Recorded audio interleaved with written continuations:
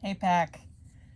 I wanted to read a best of the Redditor updates, but this was originally posted in DIY Reddit. So supposedly this is, whenever they put it in the best of Redditor updates, they're usually really interesting stories. From my experience, anyway. I could be wrong, but all right.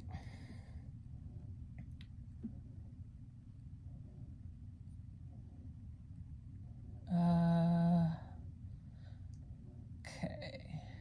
Title: Best way to haul 900 retaining wall blocks up 2 flights of stairs all in one day. Crew is me and wife, both out of shape, and 3 laborers. Is there a better way than each person walking 1 block at a time up the stairs? Image descriptions. 900 retaining wall blocks stacked on top of one another. A different angle of the blocks as a wall. Pick 3 and 5 are different angles of the stairs. It's not showing the actual pics, but. Okay, 2 days later, we did it. 900 blocks at 12,000 pounds. Editor note, 5,443 kilograms.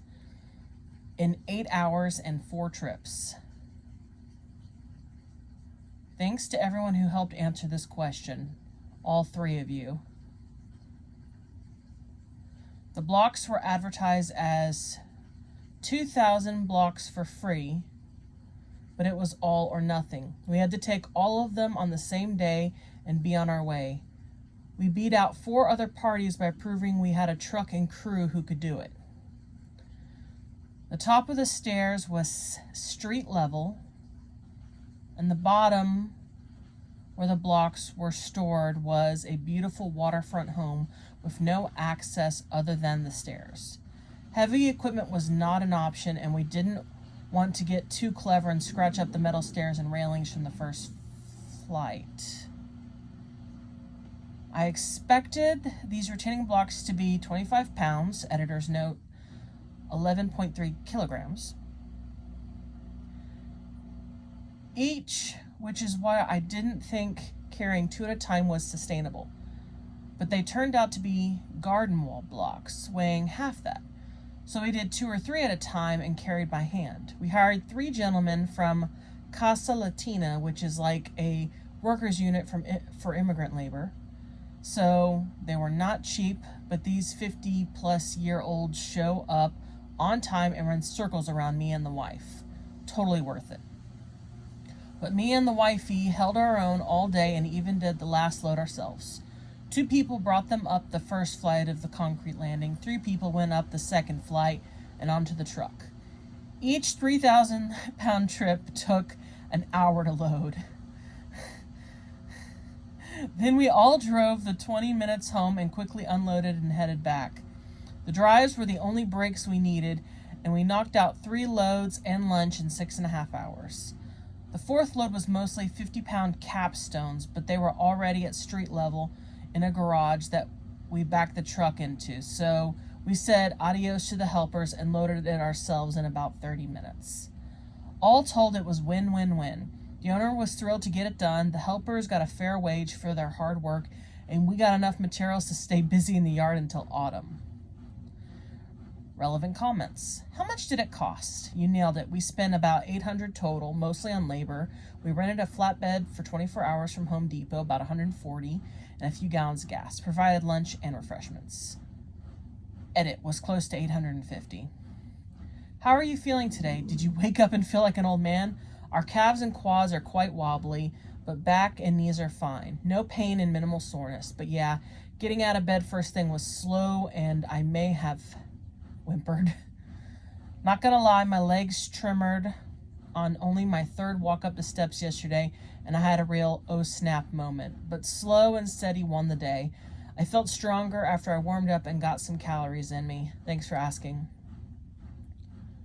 A chain of people passing them would have been easier, especially if there were only 12 pounds. You're absolutely right about body weight, but I let the helpers decide how they wanted to do it. I was the only one in the steel toes, and I wasn't sure how well we could keep the bucket brigade coordinated all day. Also, the blocks weren't just waiting for us at the first step, so we would have to stage them at the bottom, the middle landing, and the top. So each block would get put down and picked up 3 times in addition to getting past. I feel good with how we went about it, but I won't argue we did it the smartest or most efficient way. The weight. I was really nervous about exceeding the 3,000-pound capacity of the truck. I brought a bathroom scale to weigh the block, but I got different readings depending on where I set the scale. I made my best guess, and we loaded the blocks in uniform rows so I could keep track of how many blocks were in the truck. One of the gentlemen informed me that the truck must have an alarm that would go off if we exceeded the weight. We fired up the truck, the alarm didn't go off. The tires weren't quite scraping the bed yet, so we took the first load home. Once we backed it in, one of the guys jumped into the bed to start unloading, and boom, sure enough, the alarm was enabled. And the guy who probably weighed $150 had exceeded the capacity. We had estimated the 3,000-pound load within 150 pounds. We loaded the same number of blocks on the next 2 loads, and each time the tiniest disturbance would set the alarm off. The last load had 50 pounds capstones, I'm guessing, and odds ends, and we were tired, so we just loaded up and hoped the alarm wouldn't start sounding after we hit the road. It all worked out. The important question was, what was for lunch? Well, there's a taco truck nearby with a really good special, so I brought home a bag of assorted burritos, and we had lunch at my place. Normally, I wouldn't serve Mexican food to Mexican people, just like I wouldn't order Italian food for someone from Italy, but this place is legit affordable and fast. If nothing else, they complimented the salsa and pickled vegetables. One last note. You can help protect Latin immigrants from exploitation by donating to Casa Latina. Editor note. By popular request, here are some of the original comments on the first post. Nap time what? Oh, that's the person. I'm not going to read their name. I bet you could convince a local CrossFit gym to make this part of a class and have them pay you for the privilege of carrying those blocks up the stairs. One person, start 3 days earlier and do it over 3 days. Another one, get a bunch of free treadmills from Craigslist and put them end to end facing the same direction and turn them on. Seriously. Break up the blocks into tiny rocks to make them easier to carry, then reassemble them at the top. 1 block at a time? Here's an idea. Bring it up 2 at a time. I just doubled your efficiency and half the time it will take. You're welcome. I got a better way. Have one of the laborers pick up a brick, then have someone pick up the labor, and then again pick up both of the laborers. The last person would be carrying 4 other people and 1 brick. Then they carry that stack up the stairs and repeat. The advantage is that only 1 person has to do the climbing. Be like Tom Sawyer. Start carrying the bricks. When a neighbor sees what you're doing, say you're having fun carrying bricks, then reluctantly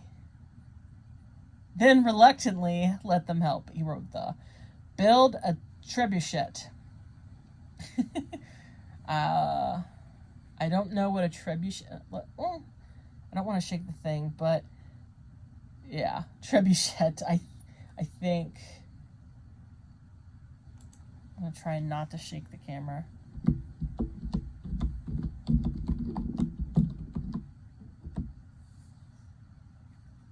It's a siege engine. Yeah, it's utilizing a long arm and principles of leverage to launch projectiles. Okay, that's what I thought it was, but I wasn't sure what it was called.